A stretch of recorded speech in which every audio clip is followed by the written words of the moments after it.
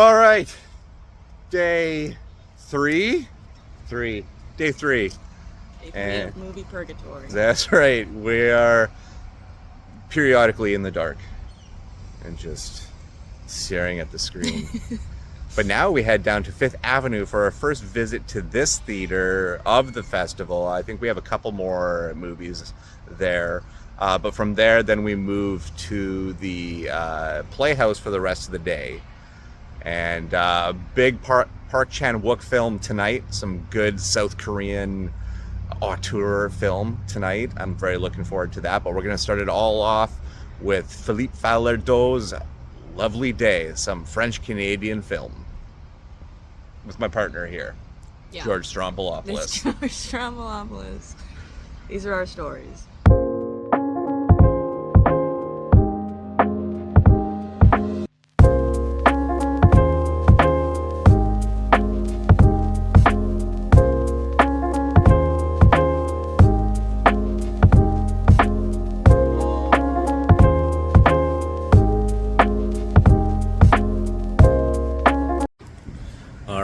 Day three, movie one done. French-Canadian film from a director I really enjoy, Philippe Falardeau. This film is called Lovely Day, and it's basically kind of like a little bit of a time traveling story because it's basically about the groom trying to compartmentalize anxieties and multiple facets in his life, whether it comes to his parents' divorce, the wedding itself, his past friendships, a chronically inherited disease that we all know what it is as soon as it starts to rise up. Like, it's a pretty common disease right now, but like the anxiety of the embarrassment of it is very interesting. And it was a film that I definitely I had fun with. It might be one of the lesser films that we've seen of the festival so far, but definitely a lot of laughs in it, and nobody does kind of chaotic moments like Falardeau does. The wedding scene is incredibly funny. The actual at the altar scene I thought was really funny. But that's my thoughts on it. I don't really have too much to say about this one. It's definitely not my type of film. I wasn't really interested in it until kind of the end, when there were more substantial laughs in rapid succession and kind of more things started happening, more things started tying together. Yeah, I don't really have any substantial thoughts on this. So now we take our Uber to head to our first screen that we've seen at the Vancouver Playhouse this festival, as we look to the Dardennes film Young Mothers next.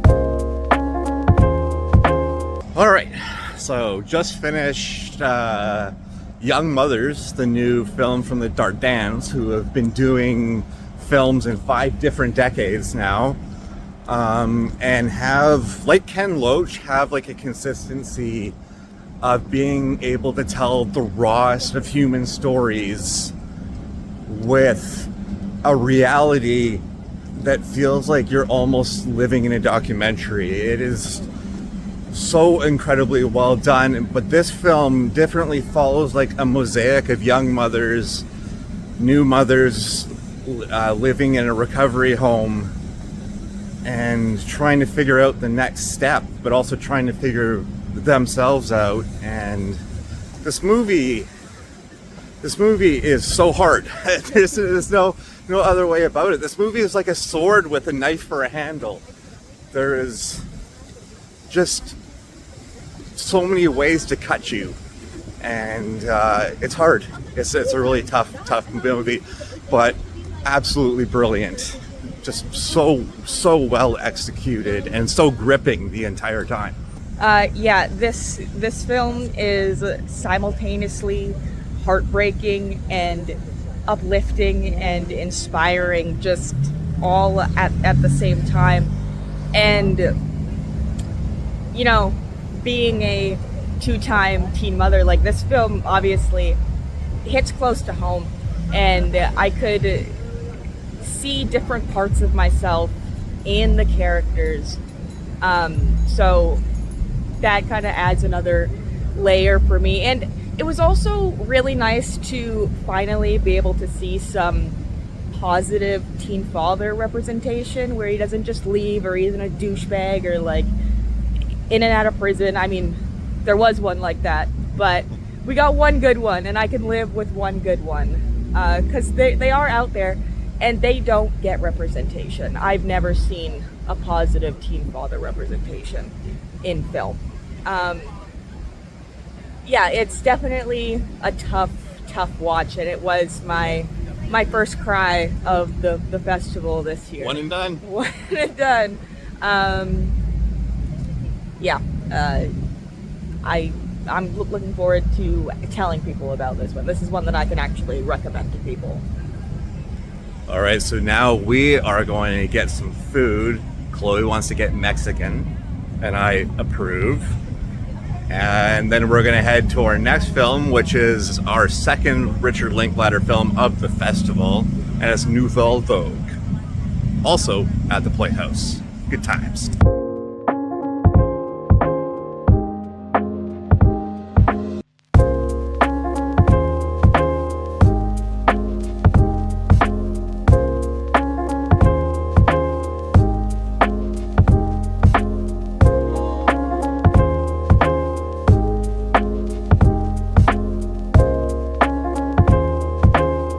We finished our screening of Nouvelle Vague, which actually translates to New Wave, which is essentially about the very first Jean-Luc Godard film and his 20-day shoot to make Breathless, which for me, this movie in like a time period set and like legendary, like iconic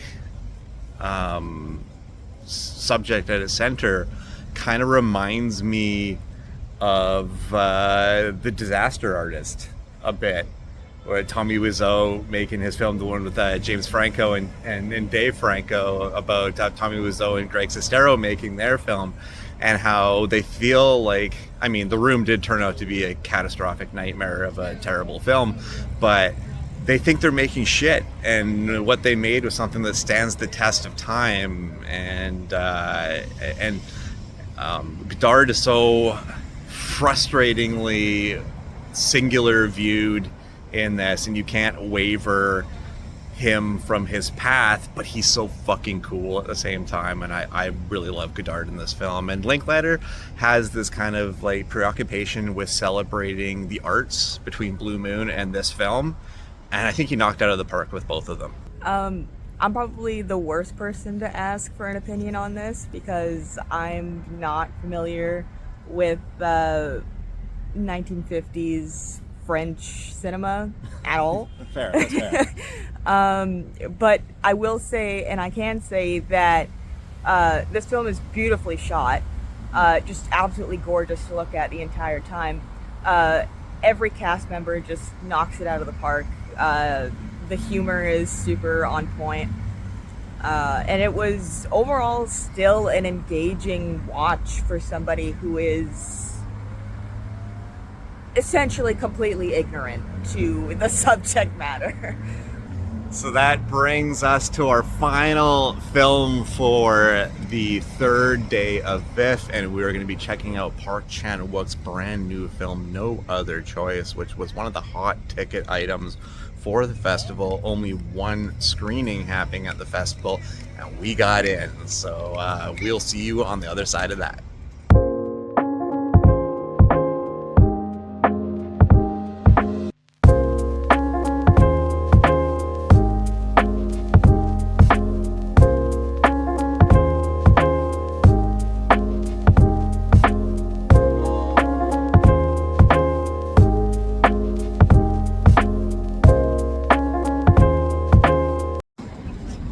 right, just finished No Other Choice, our last screening for day 3 of VIFF. This is Park Chan-wook's latest film. This is follow-up to Decision to Leave. And if you put Park Chan-wook comedy on my bingo card for this year, I wouldn't believe you. Because it is just such an odd piece of work, and like crazy surreal and absurd, and like a cascade of problems. The greatest thing about this movie, on the top of it, is the cinematography is incredible. Yes. There's multiple shots that are just, oh my god. No spoilers, but there is a shot from inside of a beer glass with a shot glass in it, and it is absurdly great. Really loved it, and just a brilliant film. Yeah, I was not expecting this film to be like an absurdist comedy. I did not get that from the description at all. And immediately when the movie starts, we're put into this like super idyllic, almost dreamlike scene with the family all together. Like, and yeah, like the perfect family setting. yeah, and this is such a specific reference, but in Fable 2, the game, there's a sequence where the character you play goes back to being a child with your older sister in this dream idyllic farm, and that's the exact vibe. Like, it's the exact color palette, it's the exact emotion being evoked, and it was just such a specific feeling for me. So that was fun. Everybody does such a great job in this. Mm-hmm. And I think this might be my favorite of the festival so far. Nice. That's good. That's really good. So, yeah, we had some certified bangers on day 3. A lot to think about at the end of it. So that ends our day here at VIFF, and we'll be back at it tomorrow for day 4.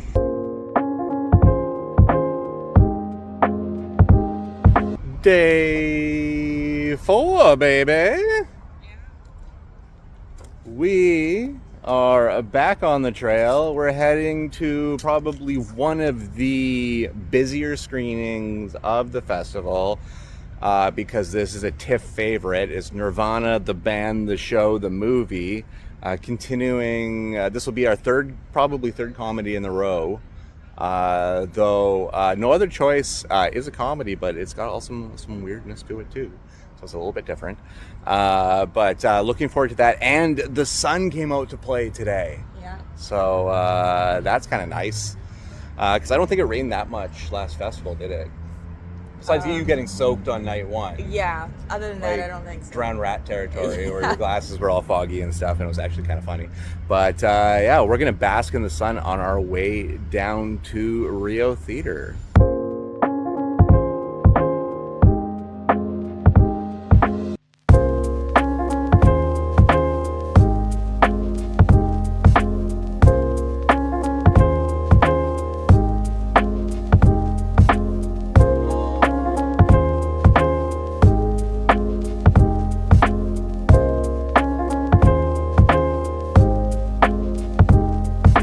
So we just finished our first screening of day 4 of VIFF, which is Matt Johnson and Jay McCarroll's Nirvana, the band, the show, the movie, which is, is basically Matt and Jay trying to get a show at the Rivoli, even though they have no way of getting a show or really any songs to get them into the show.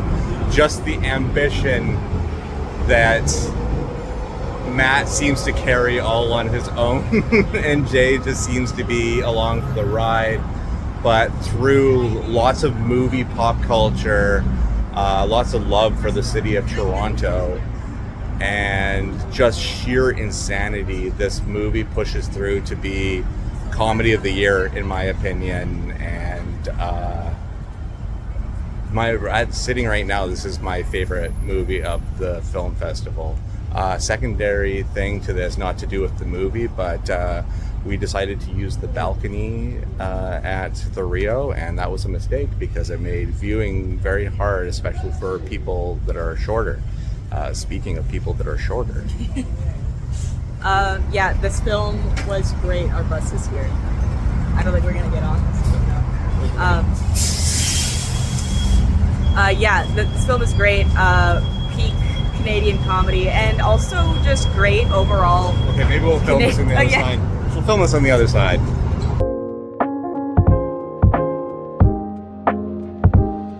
Alrighty, after a readjust, after a rude bus and the beeping noise and all that stuff, we're now walking through a quiet neighborhood in West Vancouver, West Broadway area. So here's Chloe.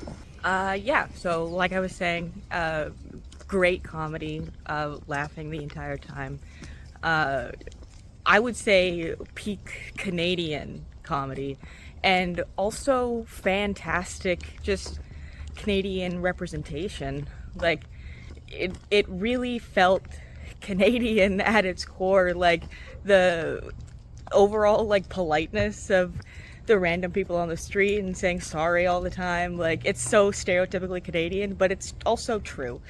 Like, stereotypes exist for a reason, right? And yeah, just absolutely wacky, crazy, all in the best ways. Great references. Loving the 2008 entire sequence is just great. Yeah, I think this might be the best comedy of the year. I think Steve said something similar. Yeah, just really, really great watch. We have now made the journey to the Fifth Avenue Theater. We're just hitting Burrard Street in our truck backwards because I'm an idiot when it comes to planning trips. But we are going to see a Mexican film called Dance of the Living, or La Lucha in its Spanish language title. So we'll see you on the other side of that.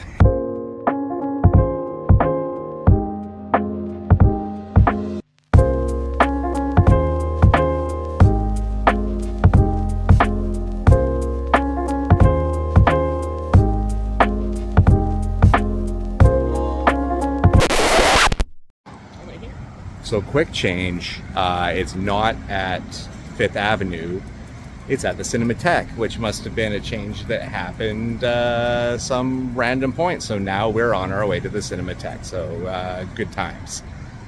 So we're on our way back into downtown.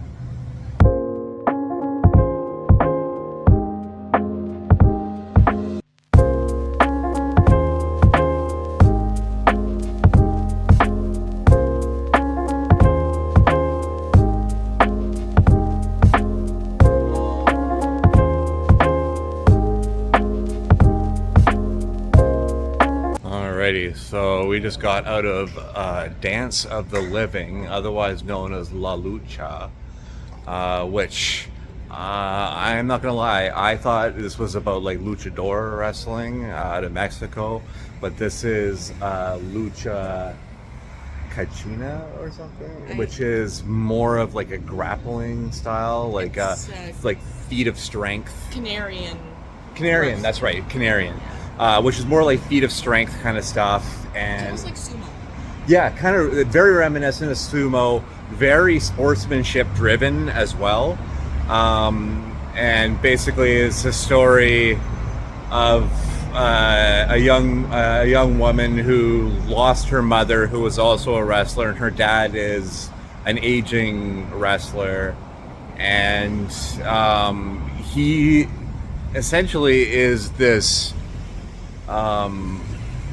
When you look at him, he is just like a hulking individual of so much strength and power, but he's hollow inside. He doesn't have the strength anymore. He's defeated. Like, everything about him seems to like when he lost his wife, he lost his light. Like it's all gone. So this film is about both of them trying to get their light back in however they can get it back, and she thinks her way to get it back is through the thing that brought the family together.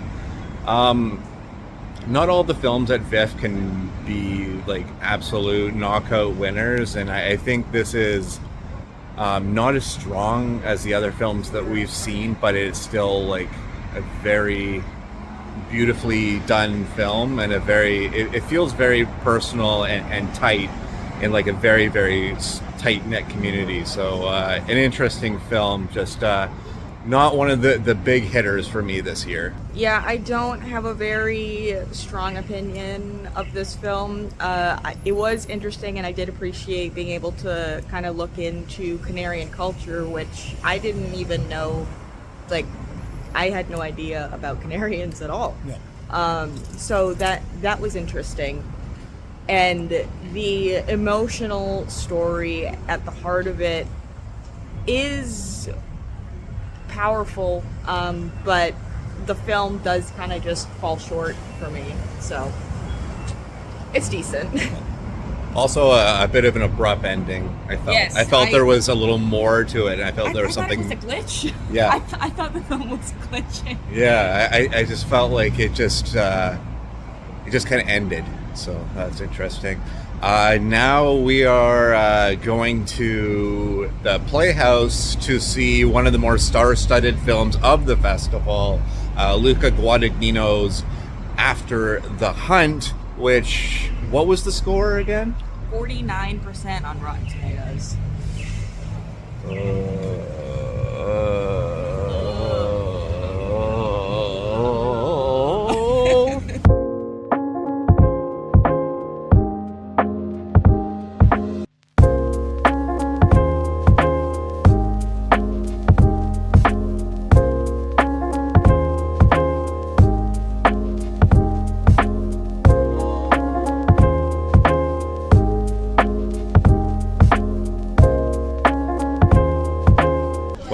It took until the last film on day 4 to truly have the most disappointing film of the festival, and it's really disappointing because Luca Guadagnino is a filmmaker I really, really appreciate a lot, and beyond the craft of everything, I really, really enjoy Reznor and Atticus Ross as composers, but I felt like their score was really jarring in this, and it didn't. It was awful. Yeah, it just really. I don't want to use that language, but it just, yeah, it really didn't fit with it at all, and there's a bunch of jarring sounds and screeching sounds, and also you're watching a film about like shitty intellectuals.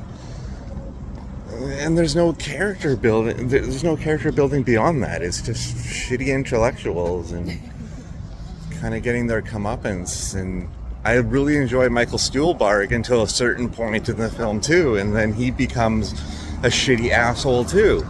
And I don't know, like, it's hard to build any sympathy or care for the drive of that, no matter how good the acting is. And the acting is very good because you have 4 very good actors, and Chloe Sevigny as well, who's really great too. Yeah, it's just a real disappointment. I'm not necessarily disappointed simply because I smelled the blood in the water. Like, I knew that this wasn't going to be a great film. And yes, the actors are phenomenal, but they always are. So that doesn't really give many brownie points because they're just doing what they do, right? I mean, it's Julia Roberts, Andrew Garfield. Yeah, like, I can't say your name for some reason. But yeah, like, they're always great. So it's not like, you know, that's the standard for them now. And yeah, the score was just simply not good. It's like a droning. It was almost painful at some points. I will say that Garfield is a little haunting at times in this. He's a little scary sometimes. But yeah, this film didn't really know what it wanted to say. It started off with starting an interesting conversation, and then they just go nowhere with it, or they go somewhere and then they backtrack it, and then they go the other way, and then they go the other way. Like they don't. It's like this movie is scared to make the point that it wants to, so it makes no point at all. So disappointing is the word that would largely sum up this movie if I didn't know what was coming. No. All right, so thus ending day 4 of VIFF for us. We are back at it tomorrow at the 5th Avenue with one of the films off of Chloe's list, so stay tuned for that. Okay, let's go.